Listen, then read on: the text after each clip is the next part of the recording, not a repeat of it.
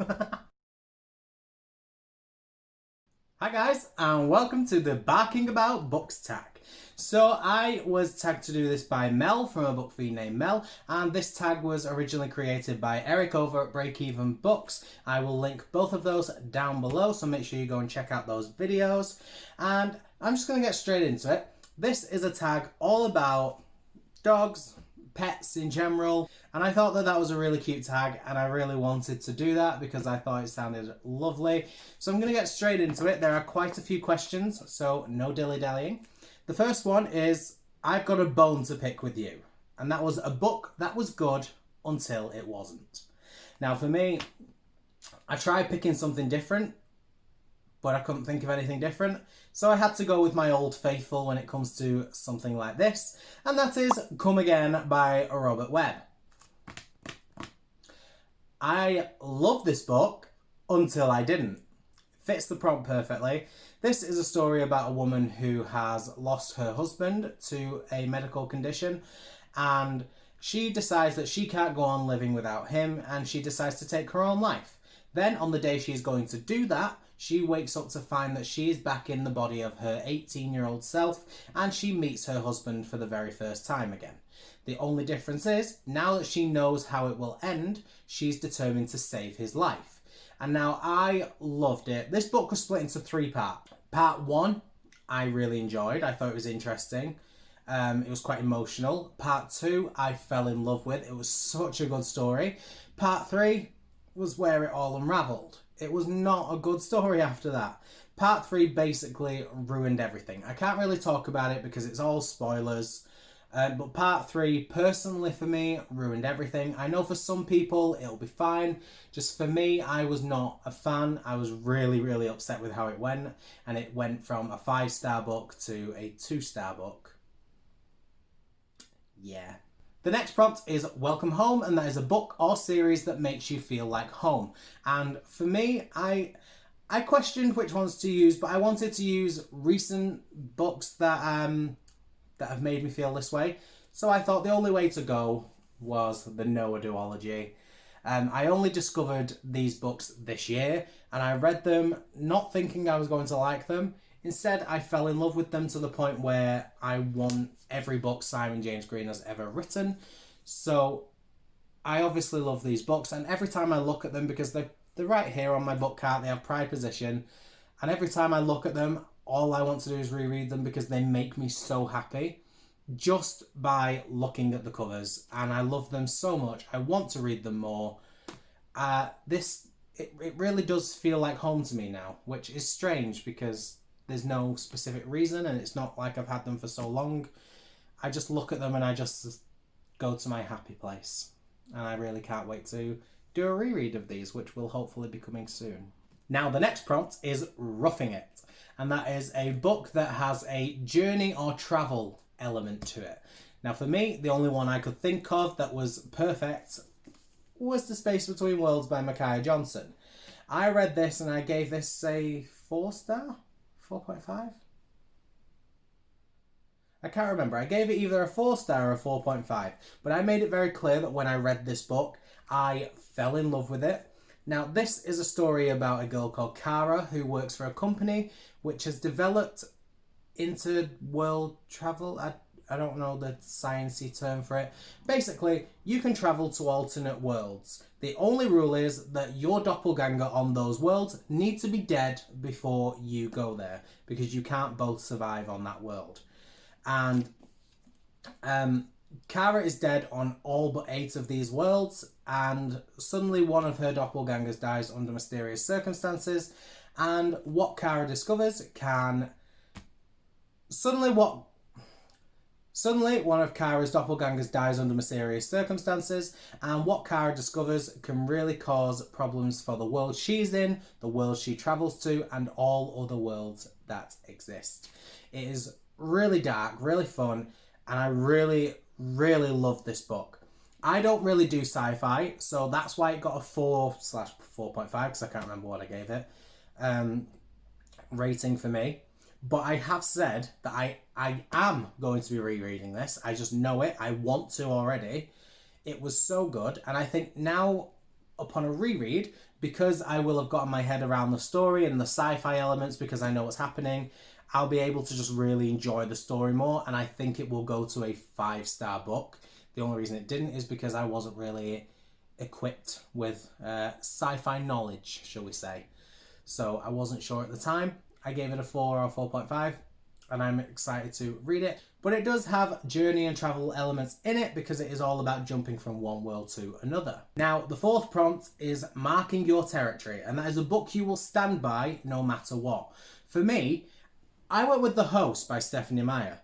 A lot of you will know, if you've followed me for a while, that I read this start of the year, February maybe? Around about February, January, February. And I fell in love with it. I thought it was so interesting. I thought it was great because I'd only ever read Twilight by Stephanie Meyer before. I didn't go into this with much hope. And I love the story. It is one of my favourite books, and I can't wait to reread it. I'm not even going to pick that back up. There you go. You're in prayer position now. And basically, I love this book to the ends of the earth. I'll defend it to anyone that doubts that. But the amount of hate I have received for liking this book is ridiculous. The amount of people that have sent me messages calling me stupid for liking this book, saying I have no taste in books, saying that they think it's disgusting that I could like the book. It's ridiculous. I have gotten so much hate and so many horrible comments because I liked this book, because people were under the belief that you are not allowed to like this. You have to hate it because it is so bad. And I'm like, wait, like, I mean, to be fair, I ain't afraid to argue the toss. If people have a go at me for liking a book, I will argue back. I'm someone that has always been under the impression that if you don't like a book, that's fine. Like, my favourite books, some of my favourite books have been hated by many people. And my response to that has always been, cool, it's a shame. I loved it, but everyone likes things differently. And the fact that someone gave me so much hate, and that actually multiple people gave me so much hate because I actually enjoyed this book, I thought it was ridiculous. But I will defend it to the end of the earth. I won't just back away and say I'm going to hate it. To be honest, I'm going to tell you more how much I like it, because I really, really love this book, and I think people should read it if you have not already. I can't even. Now, the next prompt is Digging Holes, and that is a book with hidden secrets or plot twists. Now, for me, I haven't read this book, so I don't know if there's a plot twist as such, but I know there is a hidden secret, and I know a character does dig themselves into quite a big hole. And I went with Dear Evan Hansen by many people. This book was written after the musical, so I think it's a book based on the musical, not the other way around. This story follows a young boy called Evan who has suffered from mental health problems, and one of the things he does to help his mental health is to write himself notes every day to tell him why it's going to be a good day and really just keep his spirits up. Then there's a young boy at the school who takes his own life, and one of Evan's notes is found with the body. The parents then assume that this was the young boy's suicide note, and that Evan was this boy's best friend and therefore the person who the note was addressed to, because he always started the notes with Dear Evan Hansen, writing these to himself.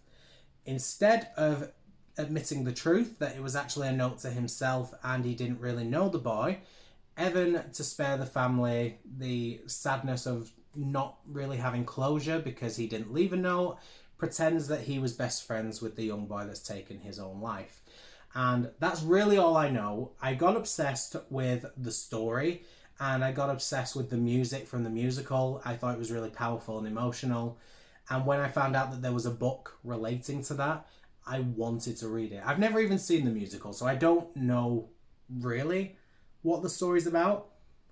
But I think that's what it's about. And I know he digs himself into a hole because I know things start going wrong because he's pretending so much that he knows this boy where really he doesn't know him at all. and he starts thinking he can't admit the truth now because then people will know he's been lying and start questioning why he's been lying, and it spirals out of control. So it is all about hidden secrets, and I don't know if there's essentially a plot twist in this, but it is about a character that digs himself into quite a big hole as well. So I assume that works. The next prompt is Stand By Me, and that is a book that portrays a loyal friendship between the characters. For me, the only one I could go with was The Library of the Unwritten by A.J. Hackworth. I absolutely adored the friendships in this book. I thought it was amazing. This story is about all of the unwritten stories on Earth ever written that were never finished end up in the unwritten wing in a library of hell. The librarian Claire is then tasked with ensuring that the characters don't come out of the books and go and find their author. One day, a character escapes from a book and Claire and her assistant Brevity go to stop him. They also take along a demon courier called Leto, and their story and their friendship is phenomenal. Claire, Brevity and Leto are amazing characters. I love them with all of my heart.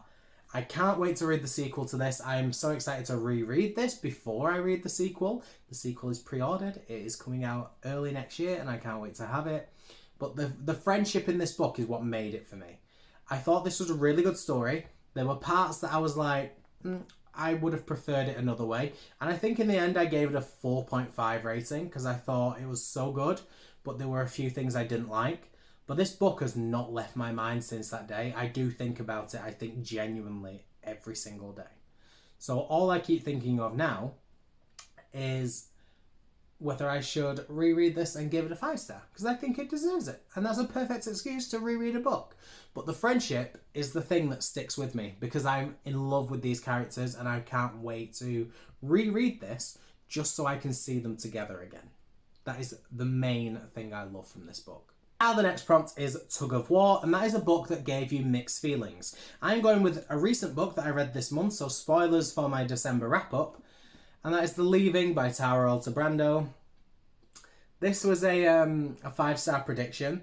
This was one I was so excited for, and this is a story about 6 children going missing, then 11 years later, 5 of them come back, and it follows the children that came back questioning what happened because they have absolutely no memory of what happened and they have to now adjust to life after 11 years of being missing.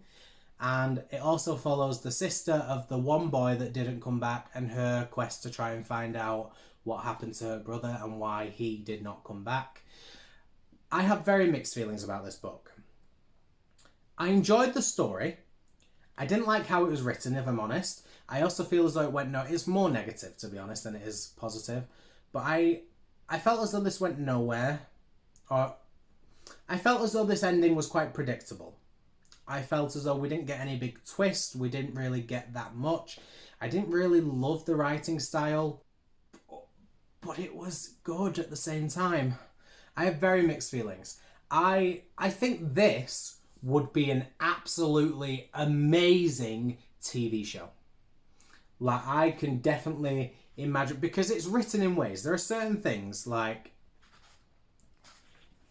it's showing a character's thought processes and there's just random words popping up on the screen, a page, and it's showing thought processes like that. It's got very mixed media, and I can imagine how they do that in a TV show, and I imagine it being so good. But in a book, it took me out of it, and I didn't really love it. And then now I think about it more, I keep thinking, oh, I was actually quite disappointed with that. I weren't happy with this. I was pretty, So now I'm just like, yeah, it's quite bad. But I would love it as a TV show. I still want it. I would watch the TV show even now, even though I didn't like the book. I want to watch this show, so I have very mixed feelings on it. It's very confusing. I know. Trust me, I know. But if you fancy giving this a go, I would recommend it. It just personally was not for me. I expected it to be a lot darker than it actually was, if I was honest. I think this is it comes across very much as a young YA. Yeah, that's about right, a young YA. And I think I knew it was a YA, but I expected it to be darker, like some YAs I've read. Not so much. But it'd be a good show. Now, the last prompt is treats, and that is a book you are really excited for and you will treat yourself by reading it. Now, I picked this one because I'm really excited about it, and I think I've planned a buddy read for it, but we haven't actually set a date. But that is Storybound by Emily McKay. I got this as a gift from Lauren for my birthday, and I am super excited to actually read this story. I think it sounds amazing. It sounds like every book reader's fantasy. And I think I tried setting this up as a buddy read with Steph from Steph Loves. We both said we liked it. We said it would be a good buddy read, but we never actually set a date because our schedules have been really busy recently. So I think this is going to be a buddy read in the new year, because I don't plan on reading this month. I mean, I might, but I don't plan on it. But this story is about a girl that is always moving around, and one of her main loves in life is books. And when she walks into this bookstore, the last thing she expects is to walk out into the pages of the book that she is reading. She then finds that her book boyfriend, who is a book character she has loved since the very first book, is there in front of her. But she knows that he does not know the fate that awaits him in book 5. And she decides maybe she can save him. The only thing is, if she does that, that might stop her from ever getting home. And I just don't know what to expect. Like, this is giving me... Oh, crap, don't drop another one. This is giving me, like, really strong Once Upon a Time vibes. Love that show. I want to read this. But I don't know what to expect. This is about a girl who's in love with a character, and I'm presuming he dies in book 5, and she wants to save his life. That's amazing. But I'm like, what does that mean? If it means she can't get home, is she going to stay with him? I mean, I'm presuming she's going to. Can she bring him home? Is she just going to save him and then leave? Is he going to die? Like, I don't know. I can't... It doesn't feel predictable, but I'm so excited and I can't wait. So, this has just reignited my excitement. I'm going to message Steph and try and book in a date. And that is the Barking About Books tag. That is it from me. I'm not going to tag anyone, but if you want to do this, go ahead and consider yourself tagged by me. Also, stick around till after my outro screen, because I will include some little footage of my Alfie, who is my little pupperino. He is precious. So stick around so you can watch those clips, because it's all about celebrating your love for pets. Of course, I want to include some little snippets of my pet. Alright guys, thank you so much for watching. I really appreciate it. Make sure you leave me a comment or a like or subscribe or everything or anything. Do something.